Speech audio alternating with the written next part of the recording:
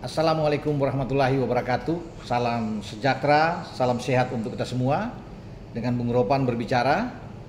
Dan ketika saya mengambil konten ini, saya berada di suatu tempat. Ya, tapi saya harus bisa berbicara tentang perkembangan pemain-pemain timnas kita, terutama untuk persiapan Piala AFF atau Asian Cup yang nantinya akan berlangsung mulai pada tanggal 8 untuk bertanding di grup A, grup B itu tanggal 9 ya, dan Indonesia akan main melawan Myanmar di markas lawan. Ya, pertandingan Asian Cup ini akan berakhir pada tanggal 5 ketika ada final dengan 2 leg di antara tanggal 2 dan tanggal 5. Nah, ketika STY juga sudah mengumumkan 33 nama pemain yang diseleksi yang kemudian nanti akan mengerucut menjadi 23 pemain yang nanti didaftarkan. Banyak teman-teman ya yang mengusulkan untuk Bung, kapan ini STY akan mengambil lagi pemain? Ya, di kolom komentar saya itu muncul banyak sekali. Maksudnya mengambil pemain lagi setelah diumumkan 33. Saya pikir tidak mungkin lagi ya. STY sudah menetapkan ini karena ada yang usul Eliano bagaimana? Eliano Renders maksudnya. Kan dia bisa dipanggil. Kemudian Elkan Bagot. Bagaimana, Bung? Dia juga masih bisa dipanggil, ya. Satu lagi penjaga gawang, Cyrus Margono, bisa dipanggil lagi. Tetapi STY sudah memutuskan bahwa hanya 33 pemain sesuai dengan list yang ada. Elkan, Eliano, Cyrus Margono tidak masuk dan tidak ada penambahan lagi. Karena ini sedang berlangsung ya TC di Bali yang kemudian nanti akan diumumkan dengan 10 pemain dicoret. Ya, dan 23 pemain aja akan dibawa ke Asian Cup. Nah, di antara 33 pemain itu kan saya sudah bilang kemarin di konten saya bahwa ada Ivar Jenner di sana, pemain yang bermain di timnas senior.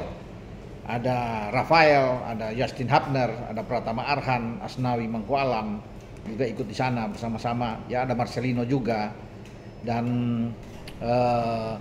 Muhammad Ferrari juga diambil, termasuk dengan Hoki Caraka. Ya, itu yang sudah terbiasa bermain di senior. Bahkan ada satu pemain lagi, Arkan Fikri, yang juga ikut ya gelandang dari Arema ini. Nah, siapa yang akan dicoret 10 pemain kita belum tahu. Semua tergantung dari STY. Tapi sekali lagi buat teman-teman yang terus dalam sepanjang 2-3 hari ini menanyakan soal Elkan, soal Eliano, enggak. Ya, dan STY kalau dari awal mau ngambil dia sudah ambil Elkan, ya. Walaupun ini pemain yang bagus. Nah, karena ini bermain di Solo, di Stadion Manahan, Elkan itu punya kesan yang bagus sebenarnya. Karena di U23 ketika lolos di penyisihan grup, ketika menang melawan Turkmenistan dan juga dengan Taiwan, dia ada bersama di sana dan saya ikut menyaksikan teman-teman ya.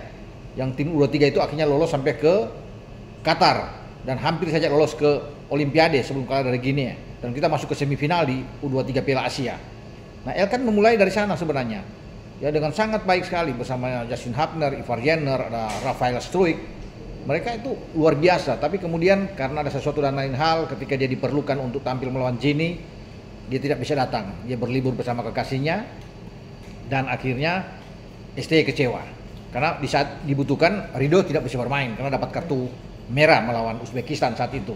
Sehingga dia tidak bisa tampil di Paris. Elkan yang diharapkan memang, namun ya mau bilang apa, Elkan tidak bisa hadir, dan itu yang sampai sekarang yang mungkin saja yang membuat STY itu egonya masih kuat, ya masih tinggi, tidak mau memanggil lagi Elkan, tidak mau mungkin memaafkan lagi. Saya pikir ya ini harus duduk bersama sepertinya, ya karena ini Elkan juga pemain yang oke, dari awal juga dia ikut bersama-sama dengan STY, jadi saya pikir ini haruslah dia diambil. Tapi semua kembali ke STY karena dia sebagai pelatih yang bertanggung jawab. Ya, dan dia mungkin belum ngasih rasa ya kesal juga sebagai seorang pelatih sehingga tidak mengambil Elkan. Walaupun banyak yang menginginkan Elkan harus datang. Termasuk dengan Eliano. Ketika kemarin tidak dipakai melawan China, melawan Jepang, kemudian masuk di bangku cadangan saat menghadapi Arab Saudi, mereka menginginkan Eliano bermain. Ketika tidak dimainkan, sekarang di Piala ASEAN ini banyak juga menginginkan Eliano dipanggil. Tapi ya tidak mungkin, ya. Sudah tertutup pintu buat mereka, termasuk Cyrus Margono yang sebenarnya bisa diambil, tapi lagi-lagi STY yang tidak mau, karena keputusan ada di STY teman-teman ya. Kita boleh memberikan usulan itu, tapi kalau STY nggak mau ya mau bilang apa ya. Yang dia ingin cuma di 33 pemain ini yang kemudian nantinya akan diseleksi ya untuk dapat 23 pemain.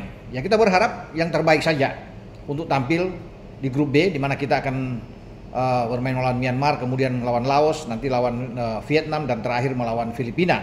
Sebelum kita menentukan nasib kita apakah kita bisa lolos ke semifinal untuk memainkan 2 leg, dan juga kalau bisa lolos ke final akan memainkan 2 leg lagi. Ya harapan itu besar sekali walaupun kita tampil dengan tim U22.